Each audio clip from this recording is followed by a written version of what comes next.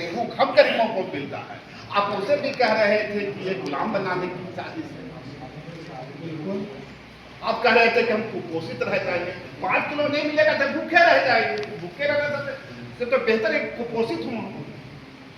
ये 5 KG ration और ये कुपोषण का बात इसलिए किया गया क्योंकि देश एक घर है, और देश जब एक घर हो गया तो जितने लोग हैं वो घर के सब सदस्य हैं।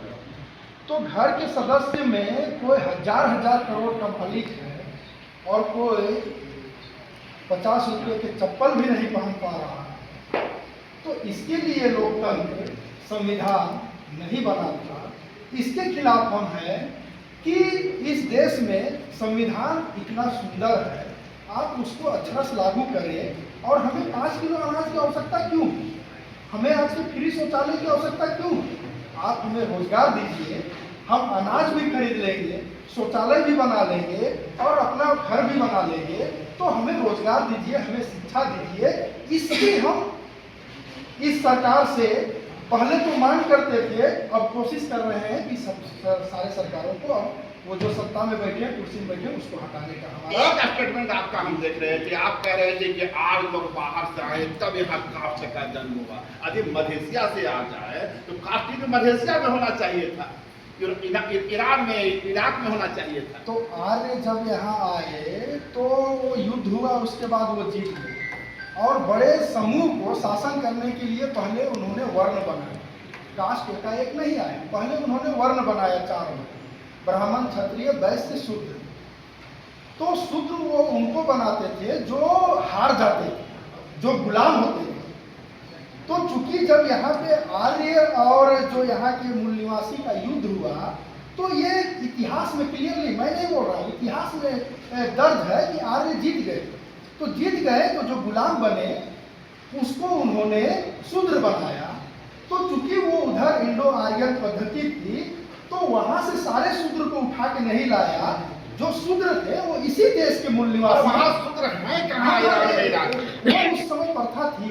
अब यहाँ पे जो शूद्र जो बनाया वो इस देश के मूल निवासी को बनाया। और जब बुद्ध की क्रांति हुई शूद्र में, जब बहुजन हिताय बहुजन सुखाय, जब गौतम बुद्ध ने अपना स्लोगन दिया कि हम बहुजन हिताय और बहुजन सिखाए, जब उन्होंने पूरे मौर्य काल को स्थापित करवाया, तब पुष्यमित्र के समय, पुष्यमित्र के समय ये जाति का निर्माण हुआ। क्योंकि उन्होंने देखा कि वर्ण से हम इनको कंट्रोल नहीं कर पा रहे हैं, तब इन्होंने जाति का निर्माण किया। 6743 जाति बनाया। और जाति एक ही दिन में नहीं बना। जाति प्रथा को बनाए रखने के लिए इन्होंने कड़ा नियम बनाया कि एक जाति का लोग का जन्म से लेकर मृत्यु तक का संस्कार एक ही जाति में होगा, शादी विवाह एक ही जाति में होगा, बाल विवाह, ये सब जाति प्रथा को मजबूत करने के टूल्स के इन्होंने राजा के माध्यम से, जिसको बोलते हैं कड़े तरीके से इस देश में लागू कराया। क्योंकि यहाँ के लोग एकजुट ना होकर विद्रोह ना कर दे, क्योंकि बहुजन हिताय बहुजन सुखाय के समय विद्रोह हो चुका। विद्रोह को रोकने के लिए जाति की स्थापना की। बिल्कुल। गौतम जी, आप भी इसी स्थापना से सहमति कराते हैं? ये जो ब्राह्मणवादी माइंडसेट है, ये देश को इंसानियत के टुकड़ों में तोड़ना चाहता है। पहले इन्होंने ब्राह्मण की व्यवस्था के तहत वर्ण व्यवस्था लाई, उसके बाद जाति व्यवस्था लाई। आने वाले टाइम में ये और कैटेगरी बनाएंगे, किसी को गरीब कहेंगे, किसी को मजदूर कहेंगे, किसी को कुछ कहेंगे। इनका काम नफरत पैदा करना है। तो ये हर इंसानियत के बीच में नफरत पैदा कर रहे हैं। हमारा देश जब आज़ाद हुआ, ब्रिटिश गवर्नमेंट गई और हमारे देश की एक नई गवर्नमेंट बनी, तब हम एक नारा लगाते थे, हिंदू मुस्लिम सिख ईसाई आपस में है भाई भाई। आज ये सरकार होने के बावजूद, हिंदुओं की सरकार होने के बावजूद वो नारा लगा रही है हिंदू हिंदू भाई भाई, जात पात की करो विदाई। इसका मतलब देश डेवलप नहीं हुआ है। इसका मतलब ये हुआ कि वे जात पात को खत्म करना चाह रहे हैं। इसका मतलब ये हुआ है कि वो हिंदू मुसलमान जो भाई भाई कहता था, वो कर रहे हो तो कर रहे, सबका साथ सबका विकास, सबका साथ सबका विकास के पीछे सबका विनाश भी कर रहे हैं। पूंजीपतियों का विकास हो रहा है, देश का विनाश हो रहा है, गरीब का बच्चा खिचड़ी खा रहा है, नेताओं का बच्चा अंग्रेजी में पढ़ रहा है, विदेशों में पढ़ रहा है, नौकरियां मिलती हैं जिनकी पॉलिटिशियन पावर है, उनको अच्छी नौकरियों में मिलेगी, उनको डायरेक्टर बनाया जाएगा।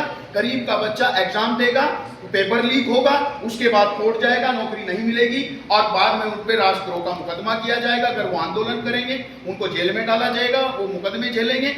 इसलिए देश का विकास नहीं हो रहा है, देश का विनाश हो रहा है। ये इस देश में नफरत फैलाने का काम कर रहे हैं। अगर देश का विकास हुआ है तो आज जनरल कास्ट का आदमी अपने आप को ओबीसी बनवाने पे क्यों तुला है? ओबीसी का आदमी अपने आप को एससी और एसटी बनाने पे क्यों तुला है? तो एससी एसटी के लोग कहां जाएंगे? इसका मतलब देश का विकास नहीं, देश का विनाश हुआ है। अगर देश का विकास हुआ होता तो एससी का आदमी कहता मुझे ओबीसी बना दो, ओबीसी का आदमी कहता मुझे जनरल बना दो और जनरल का आदमी कहता हम सबको एक बना दो। लेकिन उल्टा हो रहा है। इससे साबित होता है बीजेपी और कांग्रेस ने ही नहीं बल्कि इनके लक्ष्य कदमों पे चले हुए फर्जी हमारे पिछड़ों के राजनीति ने भी देश का बहुत बड़ा नुकसान पहुंचाया है और पिछड़ों का बहुत नुकसान किया है। हम ये समझ गए। इसलिए peoples party of India democratic ने डेमोक्रेटिक पॉलिटिक्स की शुरुआत की है और हम इसके तहत इस देश में देश हित की राजनीति स्थापित करके आगे बढ़े।